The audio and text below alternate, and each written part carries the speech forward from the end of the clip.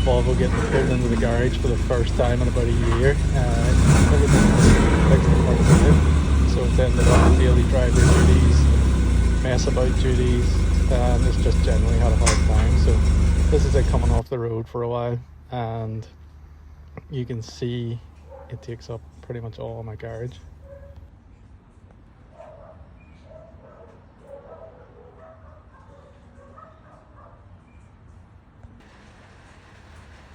The standard exhaust has seen better days and didn't sound very cool, but it's been dead on. You could go and do some donuts or mess about and nobody would know anything was going on. So, but as you can see from that pile of stainless, there's more noisy things in the future.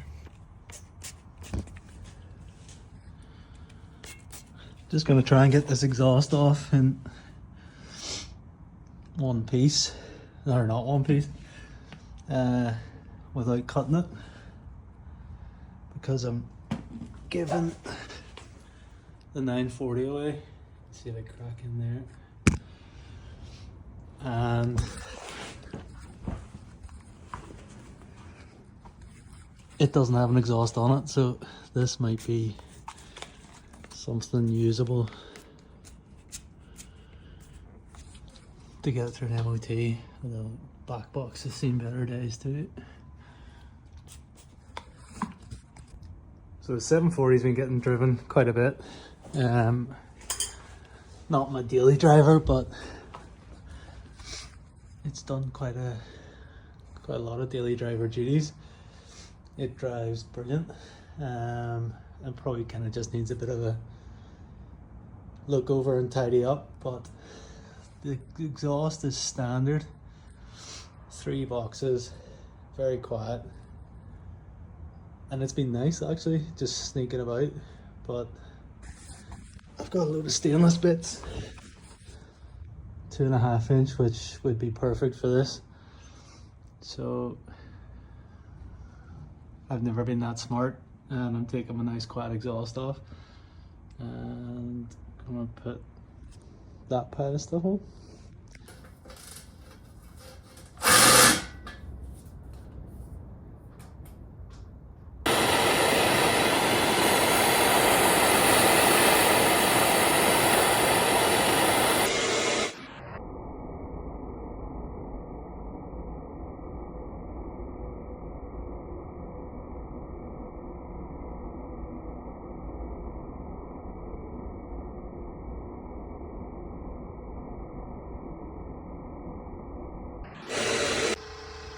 Daddy's best helper, helping get the stainless wire through the MIG just for tacking things in place.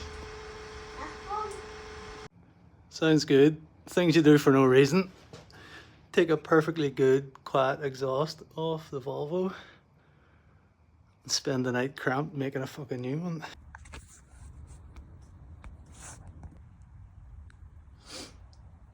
That's it all tacked together.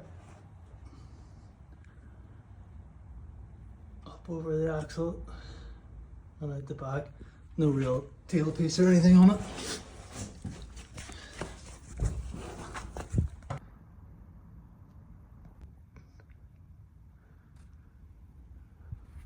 That's it all tacked on. I think I can get it out without another V-band, but if not, I'll just have to get one ordered up and stick it in just before the axle or something. Up over the axle. There's no tailpiece or anything. That's an old back box Kieran gave me, or an old center box. So might leave it like that or tidy it up, or have another 90. So maybe have that sort of slash cut, little downturn, but I'll worry about that once it's all welded up.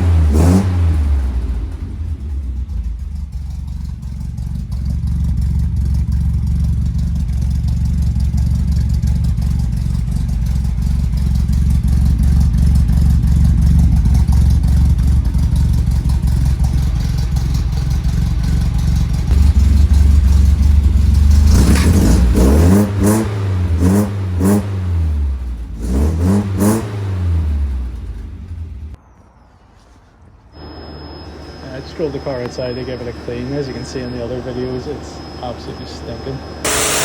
This will be a common for a week or two, just for oil filter change, check valve life, just give it a good look over. And try and find out a few more things about the engine that it didn't. I've just never known and don't know what direction to go to make it any faster and stuff, so enjoy.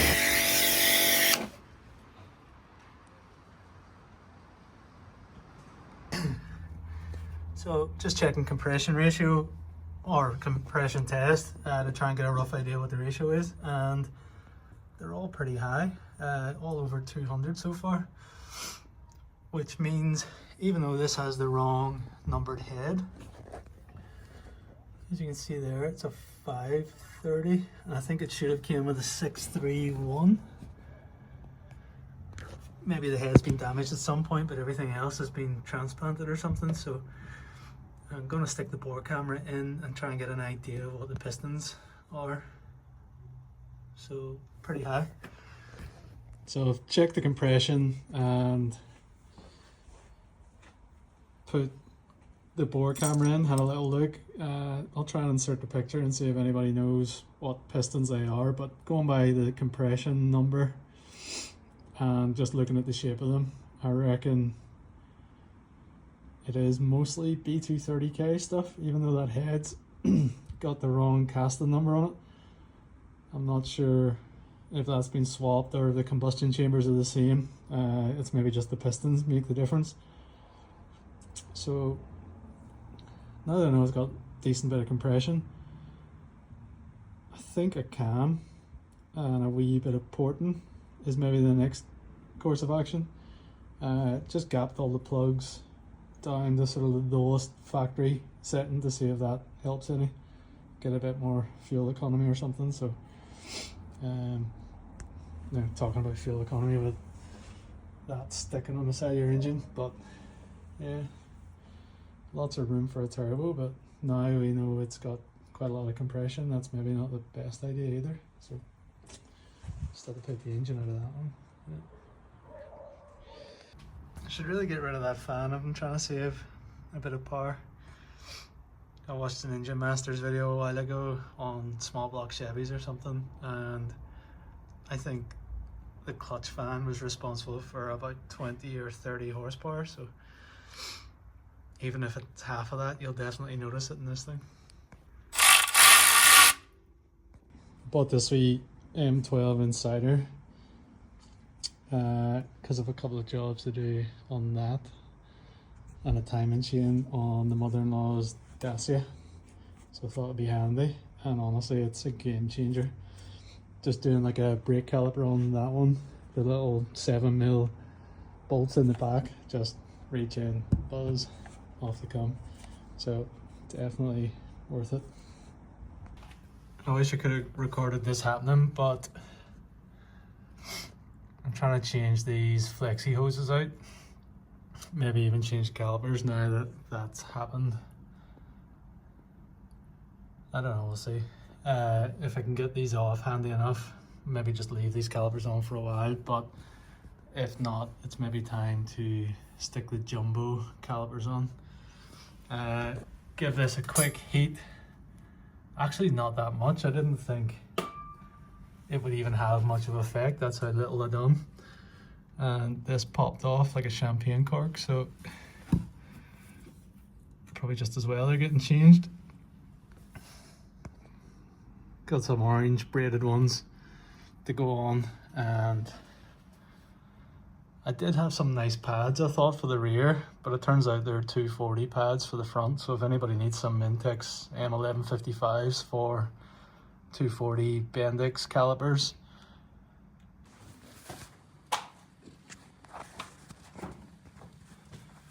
So driver's side, got the two hoses off, got the new ones on.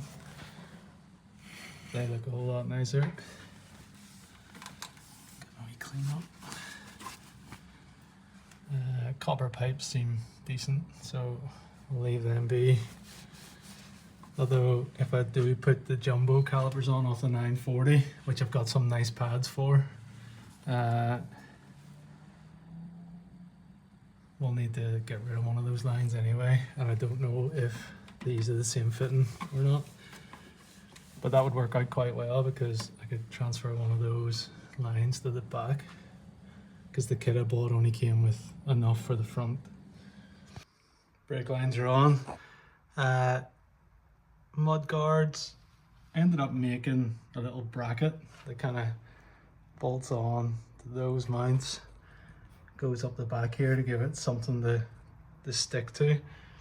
The arch is just a kind of weird shape for mounting anything to, so that's the solution for the front. Haven't done anything with the back, so I'll maybe just have to go and look at some pictures and see. I've seen some that are kind of mounted near enough out here, which I don't know if I'm about, but we'll see, figure something out. So out here, had a bit of a lazy day today, just been doing a lot of overtime and jobs for everyone that's not me. So these little rubber standard intake things off the ZX9 key and carbs. I don't know if they're a good size, bad size, good design, bad design. I reckon they're probably getting quite close to the bonnet. Just the angle that this has been made and the length. Like someone's had to smack the shit out of the bonnet and lift it up at the back, which I'm not too happy about, but what I'm gonna do is got the pen and the pad. Just trying to get this damn label off. Gonna try and design some and 3D print them. I've been running it with no filter because I've got a nice Piper Cross filter covered in dog hair. It's sat in the back of the car since I got it back from Ben. On his setup, he reckoned that it was holding it back quite a bit up top, so I just left it off. I haven't really cared too much about it eating something, but maybe when it designs some trumpets, what's the word? Is that the real word?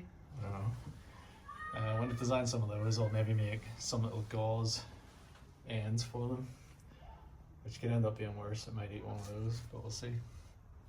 So,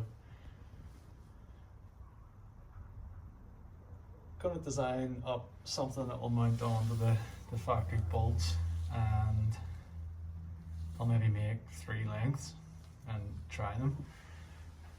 So this has turned into a bit of a, I don't know, test bed, just something for a bit of fun, really. There's a camshaft, some heavier 39 kilogram springs, washers, retainers, and an adjustable cam gear that I've ordered from Swedish makers. So when that comes, I was going to pull the head off, do some porting, put that in, and that would be that. But it's kind of got me thinking that I'd like to try and see what makes the difference rather than changing a lot of things at once, and how to test the difference. Now, getting access to a dyno over here is probably not that easy, although I do know a guy with one. I don't want to be pestering him, and I also don't have the time to take off work to go there and do dyno runs and all that kind of stuff. So today I ordered a Draggy. Draggy will be here hopefully at the start of next week, probably like 3 or 4 days from now, and I guess the plan is take it out as is, do some Draggy runs, see what the baseline is. Now it's going to be slow. This thing is fun as hell, but it's an absolute turd. Like, there's no go in it at all. it has tons of torque. It'll pull a stump out and pull his garage down, but it's got no RPMs, so it'll be a real interesting thing to see what the draggy times equate to. Thought we'd try and get a bit more high tech and give it a little scan. It's something I've been meaning to do for the whole engine, but just haven't got a chance. To see if we can make some bits and bobs. I want to make a crank trigger and a cam trigger of my own. I know there's stuff you can buy, but listen, we don't have a huge budget for playing with cars, so I have access to things that can make them, and I actually enjoy that part more than most of it. So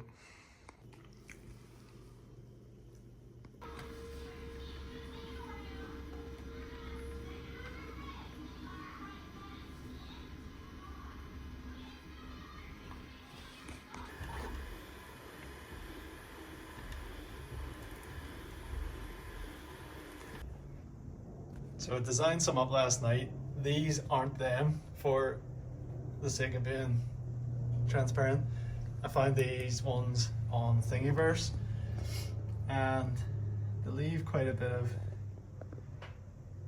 sort of space, and they're not the thickest flange. So I designed some from a 3D scan that it took that do kind of follow the outline of the original airbox and utilize the O-ring, but they've also got kind of cutouts here, same as the standard airbox has, to try and keep it all the same. Again, I don't know enough about them, so I'm just trying to keep it the way it was working, and I can just play about with the length of these and see what that does for the car.